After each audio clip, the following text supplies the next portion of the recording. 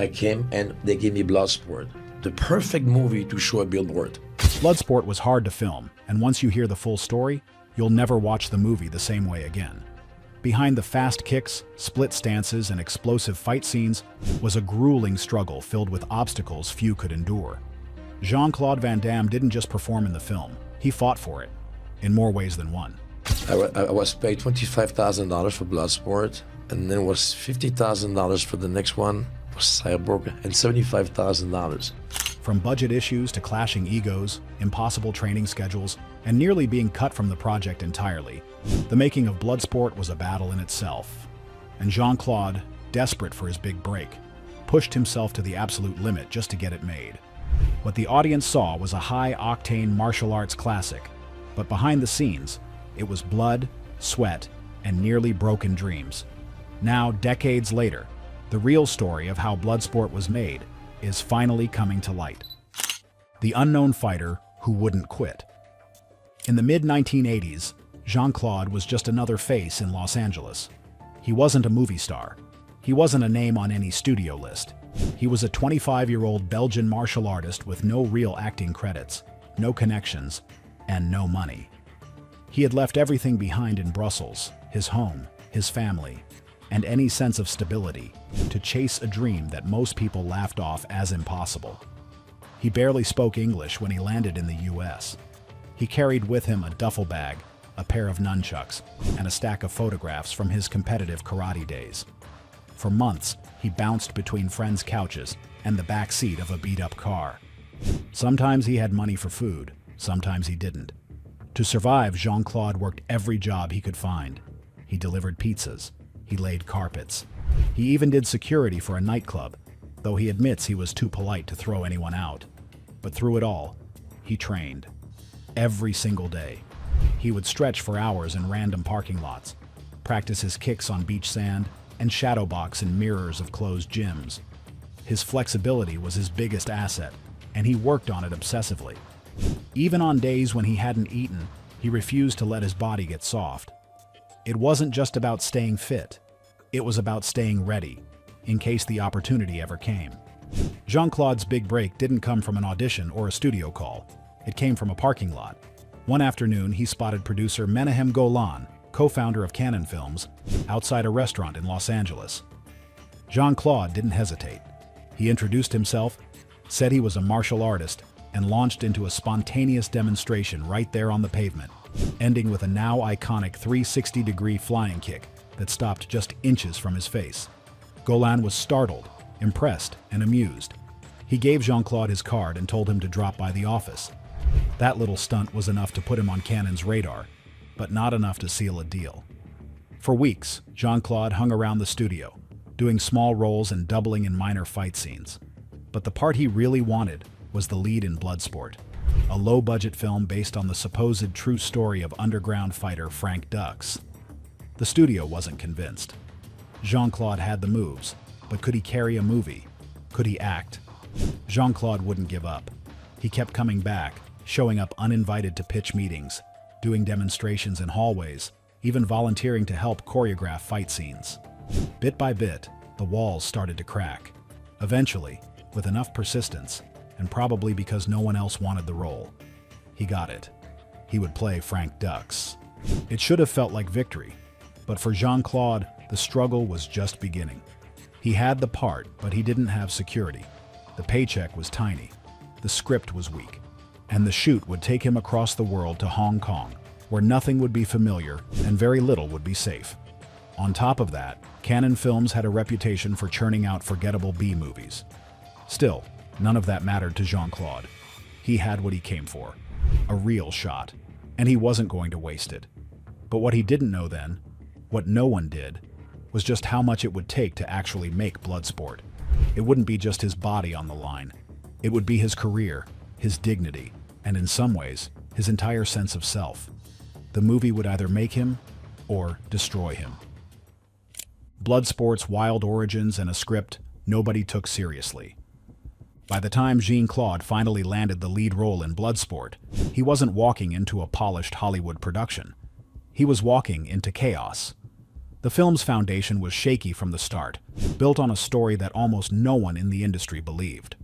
The script was inspired by the bizarre, controversial claims of Frank Dux, a former U.S. Marine who said he had fought in a secret underground martial arts tournament called the Kumite. Frank claimed he was undefeated and that he had set numerous world records in bare-knuckle combat. But by the time Bloodsport went into development, journalists and martial arts experts had already started poking holes in his story. Some said it was fabricated, others called it fantasy. Still, Cannon Films saw potential. Not because they believed Frank, but because the story had enough spectacle to build an action movie around, if it was done cheaply. And cheap was exactly what Bloodsport was. The budget was a fraction of what major studios were spending on action flicks at the time. Cannon handed the project off to a director named Newt Arnold, a veteran assistant director, but someone who only helmed one feature film decades earlier. The crew was small, the resources were limited, and most people involved saw Bloodsport as nothing more than a disposable action filler for late-night theaters or the growing VHS market. No one expected it to be remembered. Jean-Claude, however, did not treat it that way. For him, Bloodsport wasn't a throwaway. It was a lifeline. He believed in the story, even if no one else did. And that energy would carry him through what would become one of the most physically and mentally demanding shoots of his life. Filming was set in Hong Kong, far from the comfort of Hollywood lots. For Jean-Claude, that meant navigating an entirely new world. The production team was a mix of American and local Hong Kong crew, and there were constant communication issues. Some instructions had to be translated multiple times before they made sense. Equipment didn't always arrive on time. Shooting locations were limited, and weather delays were common. The cast itself was a strange assortment of bodybuilders, martial artists, and stage fighters, many with no real acting experience. Bolo Yeung, who played the main villain Chong Li, was a massive, intimidating presence on set. Though respectful, he was known for being intense, and often unpredictable in how hard he hit during fight scenes. Jean-Claude had to build trust and chemistry with him fast, especially knowing they'd be shooting some of the most aggressive fight sequences in the movie. Then there was the problem of the choreography. With no money to hire big-name fight coordinators or spend weeks on rehearsals, many of the fight scenes had to be blocked and improvised on the fly. Jean-Claude, known for his perfect form and precise technique, found this frustrating. He was used to control. Years of training had conditioned him to perform moves with laser focus. But now, under pressure, with cameras rolling and very little time for retakes, he was being asked to make everything up as he went along. Despite the chaos, there were moments of brilliance. The tournament format of the movie gave it a clear rhythm. Each opponent had a different fighting style, and Jean-Claude helped design the flow of those scenes. He wanted the fights to feel like a real progression, each one getting more difficult, more dangerous, more personal. But not everyone on set was convinced the film would work. Some of the American crew members joked that they would be lucky if the movie even made it to home video. Others thought Jean-Claude was too stiff, too foreign, or too strange to connect with an audience. One cameraman supposedly asked if he was to take this karate guy seriously. Jean-Claude heard it all, but he didn't care. He knew what this movie could be, if only it could be finished. Still, production delays began piling up. Scenes were cut. Entire locations had to be abandoned because the crew couldn't afford to stay in Hong Kong much longer. The schedule was tightened again and again. By the final week, everyone was rushing to finish before they ran out of time or money. But what came next wasn't part of the plan, and it wasn't something most actors would even attempt. Jean-Claude wasn't about to let his one shot get buried. Fight scenes, real injuries, and no room for mistakes. Filming fight scenes for an action movie is usually a controlled process. Stunt doubles, rehearsals, padding, and carefully planned choreography help create the illusion of danger while keeping the cast safe. But Bloodsport didn't have that kind of luxury. The budget was so tight that corners were cut at every opportunity, sometimes dangerously so. For Jean-Claude, that meant doing almost everything himself, even if it meant risking serious injury. There were no stunt doubles for his character. Every kick, flip, punch, and spin was performed by Jean-Claude. That was the deal. He insisted on it. Not just because he wanted to prove himself, but because the movie couldn't afford anyone else. So what the audience eventually saw on screen Every high-flying roundhouse, every leaping split kick was real, and it came at a cost. From the first week of shooting, it became clear the production couldn't keep pace with Jean-Claude's precision. Timing was off. Missed cues led to accidental hits. One background fighter threw a real elbow that narrowly missed Jean-Claude's temple. Another misjudged a fall and nearly tore a tendon. There was no real medical staff on standby, just some ice packs and aspirin. The schedule didn't allow for delays. If something went wrong, they kept rolling. The most dangerous moments came during the climactic fight with Bolo Yeung, the massive bodybuilder who played Chong Li. Bolo wasn't just acting intimidating, he really was a powerful, unpredictable presence on set. Known for his work in Hong Kong martial arts films, Bolo didn't always hold back. He struck hard and expected the same in return. During one take, Jean-Claude took a body shot that knocked the wind out of him. In another, he landed hard on his back during a throw and had to keep filming despite visible bruising. There were no mats on the floor of the tournament set. It was just a thin rug over concrete. Every fall was real. Every landing hurt. Then there were the blind sequences. In one of Bloodsport's most iconic scenes, Jean-Claude's character fights while blinded by a powder attack. The sequence is dramatic, slow-motion kicks, disoriented movements, and raw instinct guiding the fight. But behind the camera, things were tense. Jean-Claude had rehearsed for weeks to build up the muscle memory needed to pull it off. He worked on his balance, practiced with his eyes closed, and repeated the moves until they became second nature. Still, filming it was incredibly risky. If one cue was missed, he could seriously injure himself, or his opponent. He didn't, but not because it was easy, because he refused to stop until it was perfect. There were almost no second takes allowed on the set. The schedule was relentless. The cast was often given 1 or 2 chances to get it right, and if they didn't, the director would just move on. That meant scenes were shot while people were limping, bandaged, or fighting off exhaustion. There was no time for recovery. Jean-Claude also insisted that the fight scenes look fluid and cinematic. That meant not only executing techniques, but doing them cleanly, in sequence and on camera, all within the cramped, confined spaces of the tournament platform. Some of the fighters weren't used to fighting for the camera, so Jean-Claude began directing some of the choreography himself. He would walk through the scenes, adjust movements, and even suggest new sequences to make them feel more exciting. One of those ideas turned into the signature move of the film, the slow-motion, flying, split-kick knockouts. These weren't originally in the script, but Jean-Claude wanted to end fights in a way that would show off his flexibility and skill. With no CGI, the kicks had to be real, timed perfectly, and captured from multiple angles. That's how one flying kick became a 5-hour shoot. Jean-Claude repeated the kick over and over until the timing and camera movement were perfect. His legs were shaking by the end, but he got it. None of this was standard.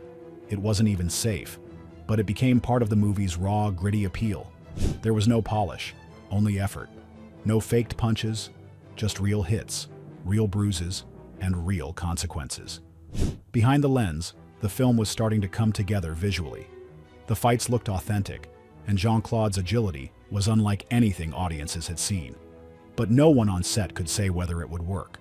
The story was thin, the performances were inconsistent, and the physical toll it was taking on the lead actor was starting to show. Jean-Claude wasn't just tired, he was hurting. His body ached, his knuckles were raw, and still, he pushed through. Because he believed the movie would change his life. And he was right. But first, the movie had to survive what came next. Because when the cameras stopped rolling and the final frame was shot, the team packed up and flew back to LA ready to see what they had created. And the studio absolutely hated it. A finished movie no one wanted to release.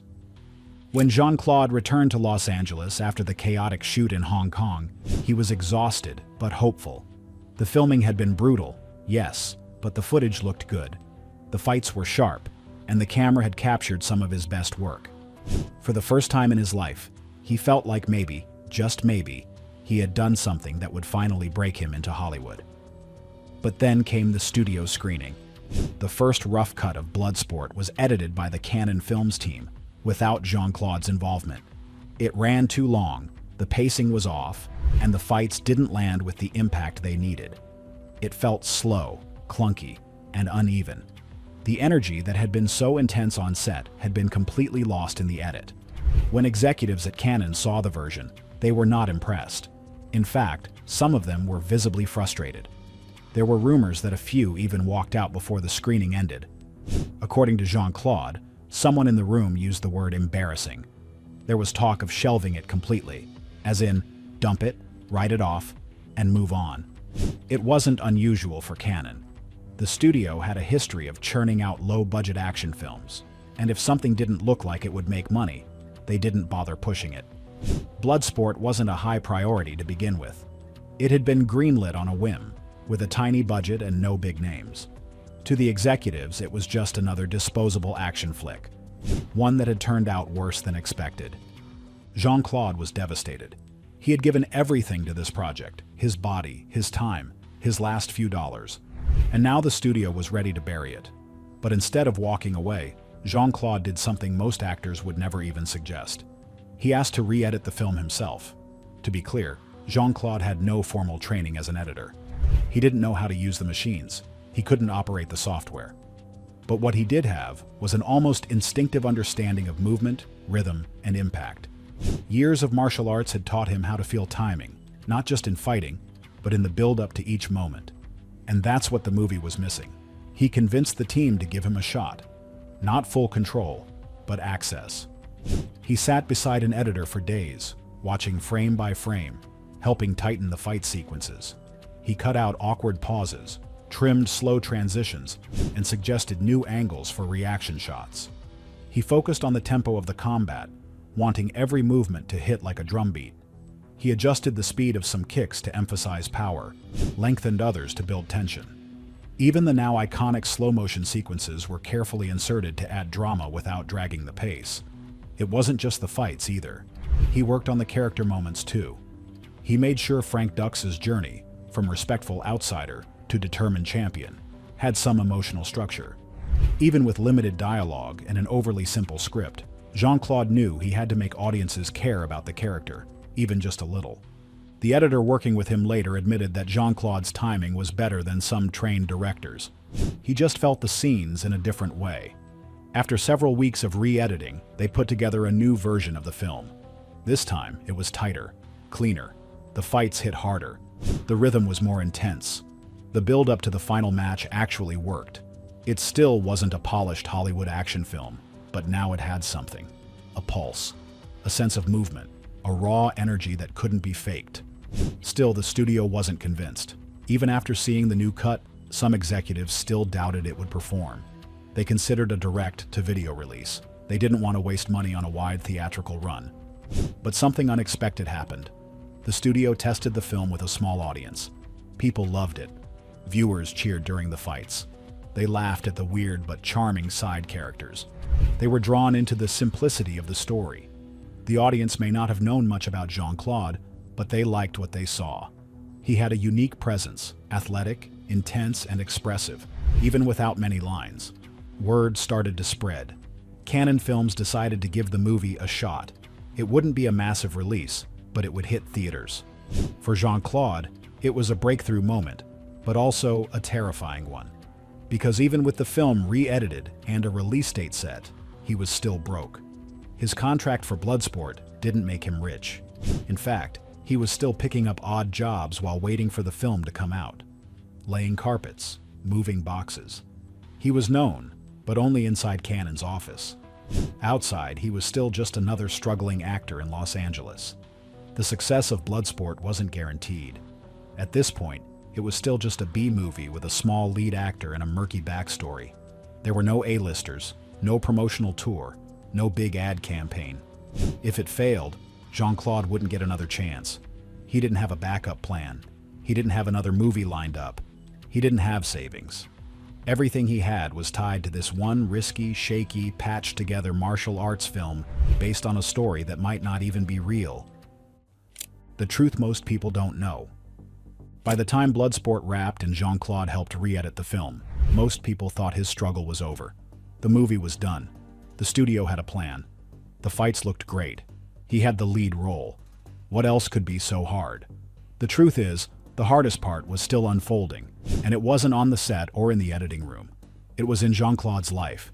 He reportedly said, "Most people don't know how hard it really was making Bloodsport. The real struggle began after we finished filming and edited the movie. Playing Bloodsport was a dream come true, but also the biggest nightmare of my life." Even after pouring his heart and soul into Bloodsport, Jean-Claude was still broke. The pay he got for the film barely covered rent for a few weeks, if that.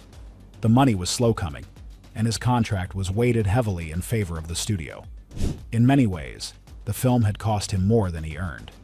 He was still living on the edge, sometimes sleeping in his car, sometimes crashing on a friend's floor, often skipping meals just so he could train. The physical toll of filming hadn't disappeared. His body ached constantly from injuries that hadn't fully healed. But the emotional toll was worse. Doubt gnawed at him. Was this really going to work? Would anyone even care when the movie hit theaters? What if Bloodsport failed and he was left with nothing? For months, Jean-Claude was in limbo. The studio wasn't promoting the movie heavily. The marketing budget was tiny. He had no agent pushing him, no team supporting him. In many ways, he was still the unknown Belgian kid from the beginning. But Jean-Claude didn't sit back and wait. He took it upon himself to create momentum. He personally delivered VHS tapes to distributors, hoping to convince them to give the movie a chance. He traveled to small screenings and spoke with fans. He networked in gyms and martial arts schools, spreading word of his movie by word of mouth. At one point, Jean-Claude even performed his signature flying kick for potential buyers outside of a studio parking lot, just as he had done years earlier to get his foot in the door. The cycle was nearly complete. This wasn't glamour. It wasn't fame. It was survival. And that's the side of Bloodsport few people see. The desperate fight behind the camera, the grueling months after production, the emotional roller coaster that nearly broke him. The physical challenges on set were extreme. The mental exhaustion was extreme. But the financial and personal uncertainty? That was another kind of battle entirely. It was a fight with no clear opponent, no referee, and no time limit. When it finally hit and changed everything. Bloodsport premiered in 1988 with little fanfare and even less marketing muscle behind it. On paper, it was just another low-budget action movie destined for late-night cable or dusty VHS shelves. But something unexpected happened. Audiences began to notice. Home video became Bloodsport's real breakthrough. Rentals and sales exploded. Fans copied tapes and shared them with friends. Video rental stores reported steady demand. The movie became a cult classic almost overnight. Jean-Claude, once a broke and unknown martial artist living out of his car, suddenly became a star. But the success came with a bittersweet truth. Few knew the full story of how close Bloodsport came to being scrapped, or how much Jean-Claude had sacrificed just to make it. The physical scars remained, the financial struggle lingered, and the pressure to prove himself only grew. Still, Bloodsport marked a turning point, not just for Jean-Claude, but for martial arts cinema. It paved the way for an era of fighters turned actors and helped popularize a genre that had long been dismissed. How different would Jean-Claude's career be without Bloodsport? Let us know in the comments.